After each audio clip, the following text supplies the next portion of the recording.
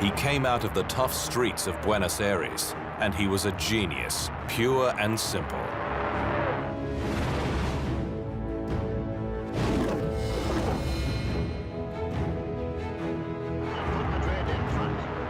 From Alfredo Di Stefano to Gabriel Batistuta to Lionel Messi, Argentina has always produced superstars of the global game.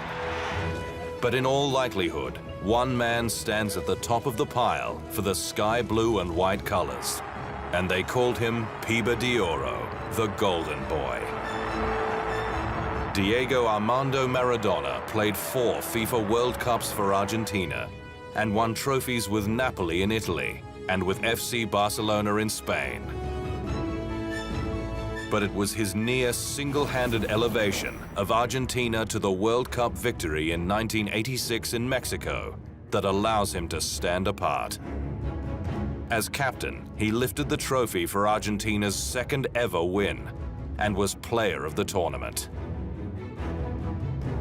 He became an iconic figure, not only in his native country, but around the world, meeting the Pope, dining with presidents and political figures like Fidel Castro, the Cuban leader.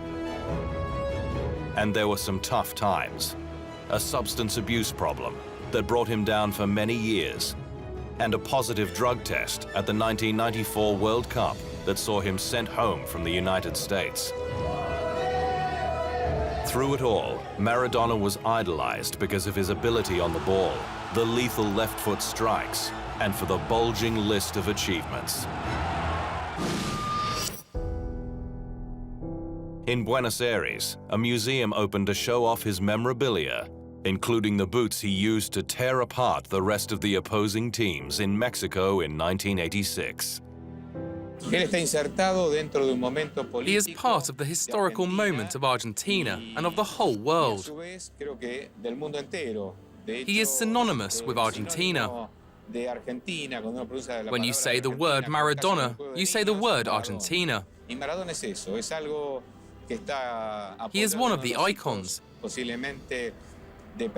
personalities most classic and unique of the 20th and 21st centuries.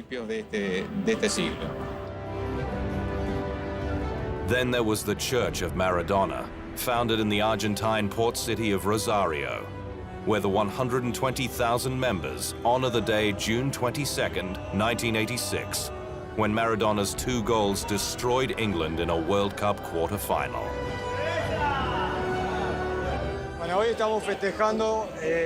We are celebrating the vigil of the Maradonian Christmas and New Year. We are going to wait till 12 so that at that hour we can celebrate Diego's birthday and New Year. His achievements as a player stacked up. He won an Argentine Premier Division title with Boca Juniors as a young man, a Spanish Cup title with Barcelona, and then 2 Serie A titles, an Italian Cup title, and a UEFA Cup during his 7 years with Napoli. Individually, he won the Silver Boot at the 1986 World Cup and was named to the World Cup All-Star team twice, as well as winning the internet vote for the FIFA Player of the Century in 2000.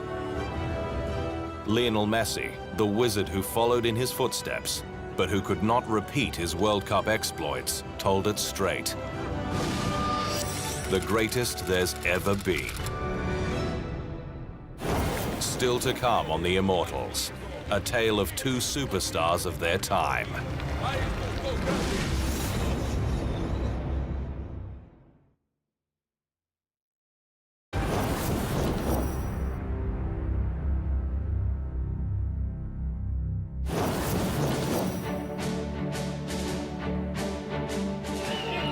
They stand as arguably the 2 best ever players of the beautiful game, but they were never especially close on a personal level. Maradona and Brazil's champion Pelé are the most often mentioned when the debate occurs as to who is the greatest of all. But ironically, the pair conducted a feud from a distance over the years.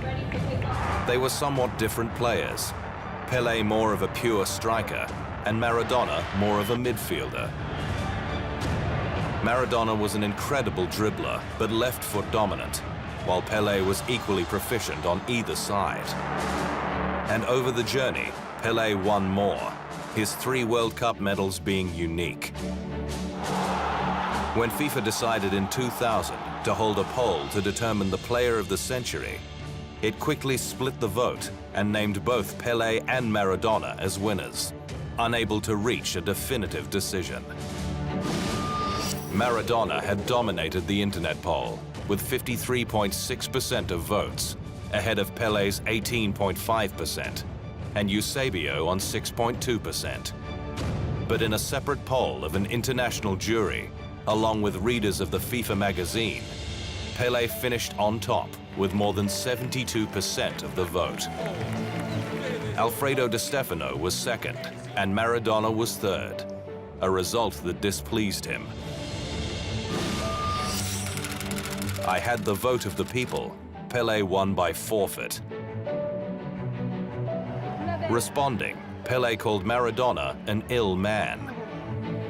Fortunately, this pair of legends reconciled some years later. And when Maradona began a career as a television host, he had Pelé as a guest on his first show. I had a great desire to bring Pelé to my program in this moment, because I have met a Pelé that I have never known before. This Pelé is more sensitive, seems like life crashed with him, and now he has an open mind, more confident. I like it very much. Me gustó mucho, sí. 2 of the greatest legends the sport has ever known headed a football to each other and swapped stories.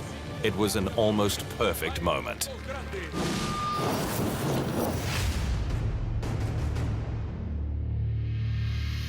Diego Maradona's playing career spanned 20 years at the top level, but it was in the space of a few weeks in Mexico that he made his name forever. Maradona turned the 1986 FIFA World Cup finals into his own personal highlight reel, his magnum opus. He scored 5 goals, second best for the tournament behind Gary Lineker, and his tally of assists, 5, meant he had scored or created 10 of Argentina's 14 goals in the tournament. His performance in the quarter-final against England at Azteca Stadium was unforgettable in several ways. Maradona not only scored one of the most controversial goals of all time, but 5 minutes later produced the single most dazzling piece of football and the best goal of his career, perhaps the best by any player. The first goal, scored when he leapt to head the ball, but instead punched it beyond the England goalkeeper Peter Shilton and into the net, became known as the Hand of God goal, the nickname coming from Maradona's own quote after the game. If 90,000 people did not see it, why did he see it? This day I had God's hand because I put it in and out very quickly. The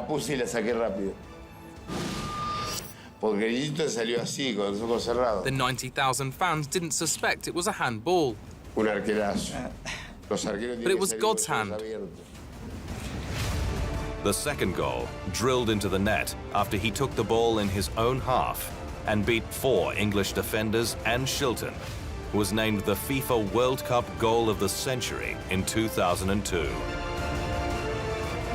The symbolism was remarkable. The man was simply unstoppable. Not content, Maradona scored twice against Belgium in the semi-final, then set up the winner for his teammate, Jorge Barrichaga, in the final, as Argentina won 3-2 against West Germany. Maradona's highs were never quite so stratospheric from there, and Argentina lost the 1990 World Cup final to West Germany in Rome. He was sensationally sent home from the 1994 tournament in the United States after testing positive to a stimulant, and it proved to be his last World Cup as a player. But he achieved legend status at Napoli, returning to the club to celebrate the 30th anniversary of its Serie A titles and receiving his number 10 shirt. Ahí es cuando sono andato a firmare per il Napoli. When I went to sign for Naples, Mi ha detto, non te ne andare. Gaspar told me, don't leave. Io te do 5 anni ancora I will give you 5 more years con il doppio di quello che guadagnava in quel momento. and I will double your salary. Io ho detto no, no. I said no, Io vado a una città, a Napoli. I am going to Mi sta Naples, aspettando. Perché io, a town that is invece waiting for me, del soldi, because instead of the money, I rather prefer to run after a ball. Maradona's playing career turned full circle, and he returned to Boca Juniors in Argentina in his football dotage, his career ending in 1998. Maradona also managed his beloved Argentina from 2008 to 2010, but he was nowhere near so successful in that role as he was on the pitch. It was wearing the number 10 that he excelled. Was he the best? Perhaps. What is not in doubt is that he was unforgettable.